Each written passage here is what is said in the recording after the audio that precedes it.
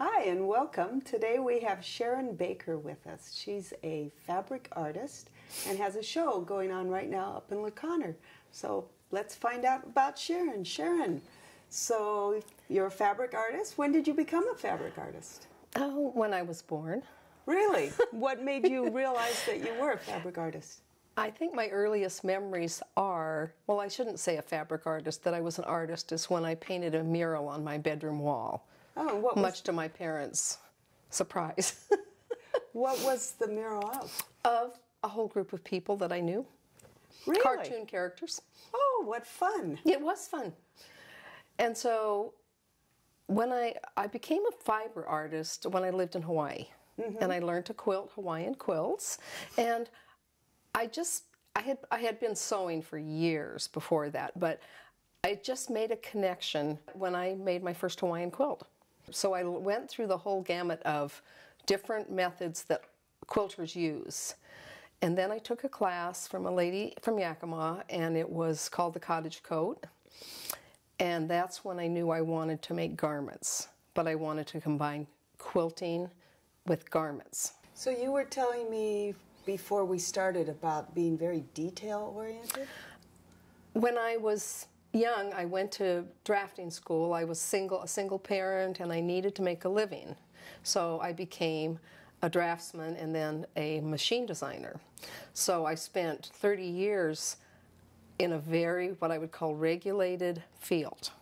Not very artistic. In fact, when I finished that, it took me a lot of work to break out of that. Draw the center line, same on this side, same on that side. It's taken me a lot of time to break out of that and make asymmetrical design. Can you tell us a little bit about your book, Fabric in the Mind's Eye? This is a book. When I first started teaching, I went to a publisher to see if I could get a book printed. And of course, I couldn't find one. So I said to myself, well, go buy a laser printer. You have all these skills and make your own book. And it kind of evolved. This is the second edition of the book. And I'm telling you this, Penny, because I want artists to know that there are always possibilities when you hit roadblocks. So I put the book together. It's like 47 or 48 pages. Lots of my work is in there. There's pictures of my classes, and there's a section about how to construct the garment, and then there's an area that talks about how to be creative, how to tap into your creativity. The creativity's there. You just have to tap into it.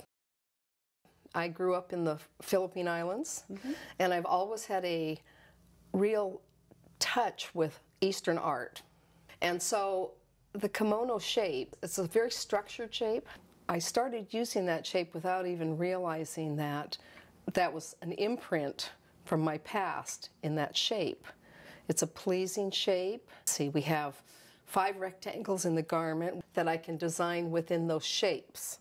I think I'm reaching a verge where I may step beyond that. I'm still going to use the shapes, but alter them a little. But tell me how your show came about in LeConner. My friend who's sharing the show, her name is Elaine Bowles, and we've been on a journey. And where we walk together, we started just walking in the foothills of Boise on weekends, and that turned into an art discourse where we were throwing ideas around. We were in Seattle. Elaine had won the first place for innovative design in Northwest Quilting Association, and we decided to take a trip to LeConner. And I was wearing one of my garments, and I walked into the LeConner Quilt Museum, and that curator said, "How would you like to do a show of your work here?" That's how it came about. Advertising pays. And today all your pieces are in LeConner, so you're not as brightly That's right. dressed. I'm not wearing one of my garments because that's right. I have 17 pieces hanging, and Elaine has 30, so we have 47 pieces hanging in the museum. But you did wear your shoes. So. I wore my shoes. Could you tell us a little bit about some of the pieces? Maybe pick out Sure. one or two that are in LeConner? This is a piece that's from a series. It's called Women Warriors, and this is called Western Woman, because we came out here as pioneers, and this represents Western. It's made out of artificial leather, decorator fabric, batik. I made the flag. Here's one of my found objects, the top of a Copenhagen can in the pocket, a K2 sheriff's badge. So there's a perfect example of one that sort of represents who my family is. This is called Andy Warhol's tomato soup neurosis. And because I really never understood the tomato soup can art. I just don't understand it. So I decided that in my own sort of wry humor that Andy Warhol had a thing about tomato soup. So I created this piece. It's made out of Marimekko fabrics, and it's made out of just a whole variety. Decorator fabrics are my blue willow plates, soup splashing everywhere. And all these little heads you see on here are stuffed. They're called the crouton people. So this is a piece I really like. This is called Matisse Dissected, and the point of this was, I think this fabric looks like quite a bit like a Matisse painting. So being an engineering person, what I did was I dissected this fabric and I pulled all the colors out of it, and I used whole colors of it on the quilt and made a design of it.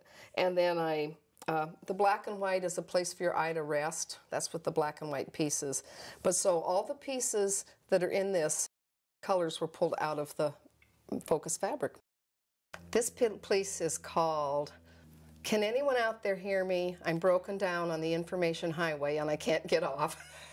And I used colors and designs that look like static, and then there again you'll see there's little heads on the fabric and they're just kind of stuck there and they don't know how to get off.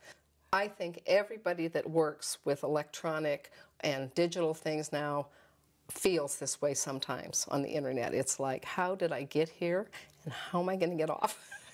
My part of the show in La Conner is called Personal Shelter, and that's really how I see my work. The garment is my personal shelter. And so on that, which I wrap around me, I create what I want the world to see. Thank you, Sharon. You're welcome.